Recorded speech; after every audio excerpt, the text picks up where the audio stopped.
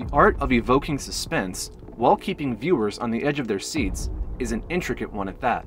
In order to craft a compelling thriller in an era saturated with the genre's cyclical cliches, one needs to master narrative pace and visual storytelling, along with soundscapes that heighten the cinematic catharsis.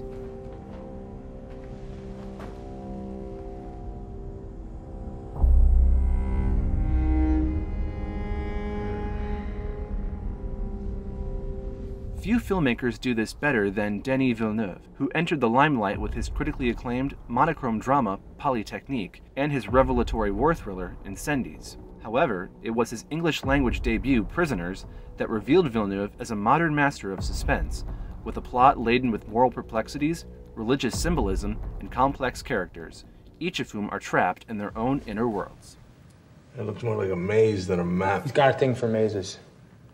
In this video, we will decode the symbolic ending of this intelligently crafted crime thriller. Needless to say, but massive spoilers ahead.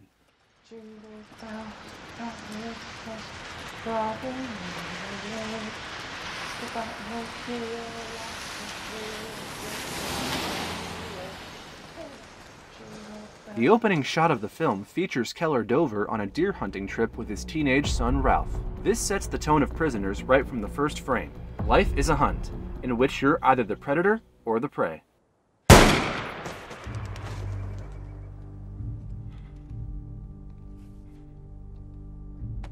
We witnessed Dover stock his basement with emergency provisions that could potentially outlast an apocalypse.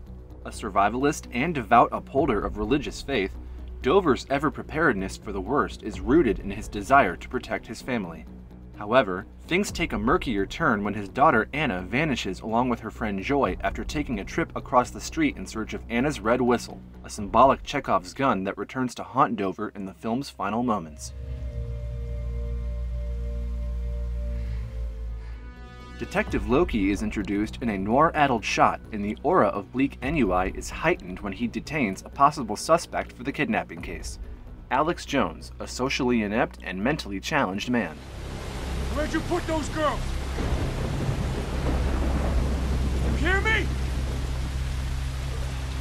What the fuck is this guy on? No, he's high or something. He's fucking guy in a car.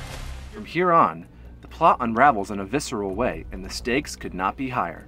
Dover and Loki follow divergent paths in the pursuit of the missing girls.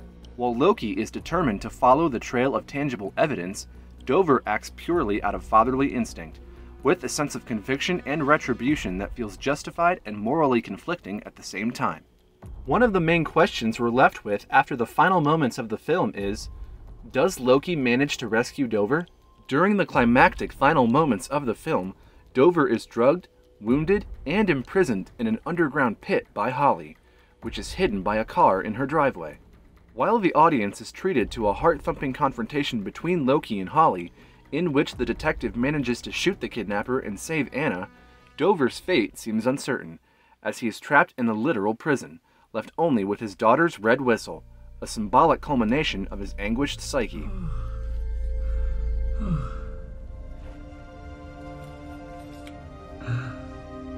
Almighty God, protect my girl.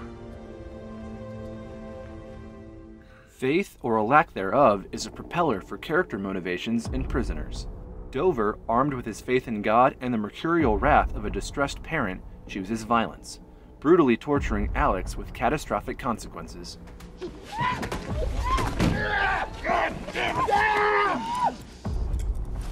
Let it go. Let it go. On the other hand, Loki's faith lies in his level-headed investigative skills, backed by a proven track record of excellence. Both men are crippled by their ineptitude in carrying out their versions of justice, becoming prisoners of their own faith. Despite saving the day, Loki returns to the crime scene, even after the forensics team leaves empty-handed. While he stands near the driveway, unaware of Dover's presence in the pit, the last 30 seconds of this masterfully taught film finally implode with frantic anxiety. Right then, Chekhov's gun, or Anna's red whistle that is, goes off. First, a faint cry for help, which Loki initially brushes off, and then a steady yet frenzied rhythm.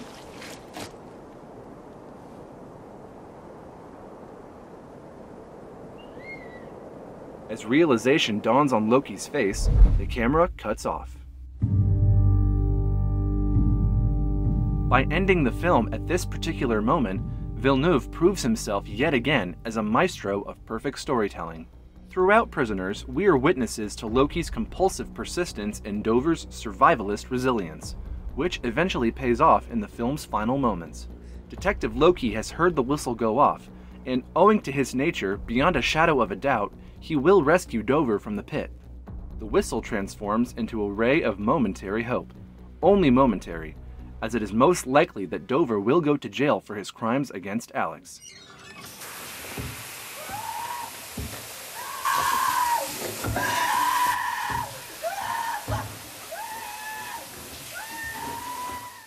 Instead of playing out a cliched resolution, Villeneuve caps the film off at the perfect moment. As a result, we, the audience, continue to linger upon Dover's fate long after the credits begin to roll.